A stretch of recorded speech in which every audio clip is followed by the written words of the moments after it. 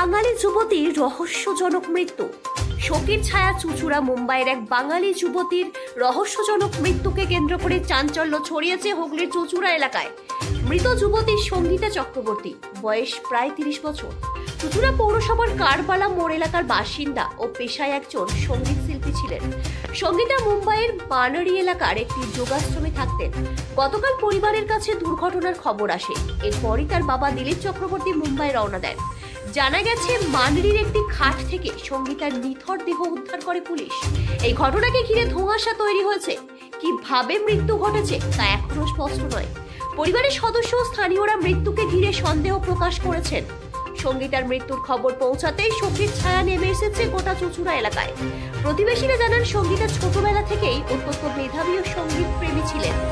এ বিষয়ে হুগলি চুচুড়া পৌরসভার 15 নম্বর ওয়ার্ডের কাউন্সিলর তথা সমাজসেবী ইন্দ্রজিৎ দত্ত বলেন, সঙ্গীতার এই আকস্মিক মৃত্যুতে আমরা হতবাক। সে খুব ভালো মেয়ে ছিল, সঙ্গীতেও খুব প্রতিভাবান ছিল। তার এমন রহস্যজনক মৃত্যু মেনে নেওয়া কঠিন।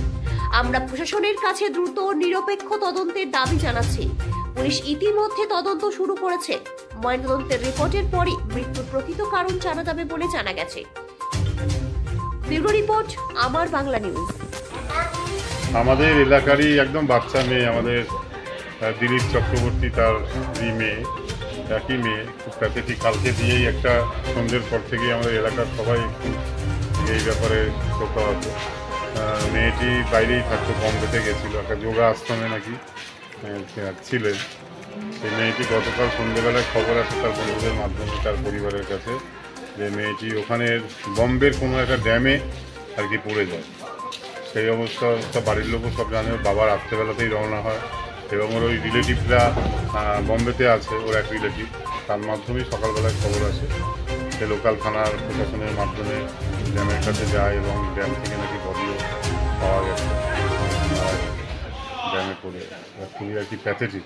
আমাদের এলাকার প্রত্যেক বাড়ির একটা সবাই আর কি এই ব্যাপারটা অনুতপ্ত। একটা অল্প বয়সী মেয়ে, আর একই সন্তান, তার বাবা মা প্যাথেটিক। বাবা গেছে, বাবার সঙ্গেও যোগাযোগ রয়েছে। যোগাযোগ যদি কোনো প্রয়োজনে আর কি হয়, বাবাকেও ফোন করতে বলা হয়েছে। তো যাই হোক, মেয়েটির কী কারণে বা কীভাবে আর কি ড্যামে পড়লো সেটাও নিশ্চয়ই প্রশাসন কাটিয়ে দেখবে। এখন অত দূর থেকে বডি আনার ব্যাপারেও একটা রয়েছে। বাবার সঙ্গে কথা বলি, বাবা পৌঁছেছে একটু আগে, কাল রাত্রে 2টোর সময় বাবা বেরিয়ে গেছে। সে পৌঁছানোর পরে কেন ওখানে গেছিল? ওখানে গেছিল বাড়ির লোক যেটা বলছে, কোনো যোগা আশ্রমে আর কি শারীরিক কোনো অসুবিধা ছিল বা কিছু, এই কারণে যোগা আশ্রমে আর কি একাই গিয়েছিল। এমনি কি করতো আগে? মেয়েটা খুব ভালো গান গাইতো না। আমাদেরও একটা অনুষ্ঠানে গান গেয়েছিল বছর 2 আগে, গান টান গাইতো। বডি এমনি এখানে আনার ব্যাপারে যদি সহযোগিতার প্রয়োজন আপনি দেবেন? অবশ্যই, যদি সহযোগিতার প্রয়োজন হয় আমরা নিশ্চয়ই এলাকার মানুষ কাছে আমরা চেষ্টা করব কীভাবে আনা সম্ভব। সেরকম হলে প্রশাসনের সঙ্গেও কথা বলা হবে। এখন অবধি ওর মা জানে না। কালকে রাত্রেবেলা সন্ধ্যে থেকেই ওর মা আর কি কান্নাকাটি যেটা হয় সেটা হচ্ছে, সেই জায়গায় দেখা যায়।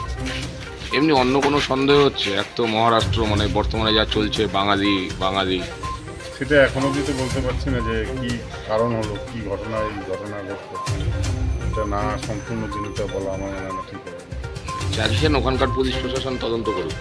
প্রশাসন তদন্ত করে প্রকৃত ঘটনাটা আর কি জানা, এটাই তো আর কি আমরা সবাই চাই এলাকার বাসিন্দা।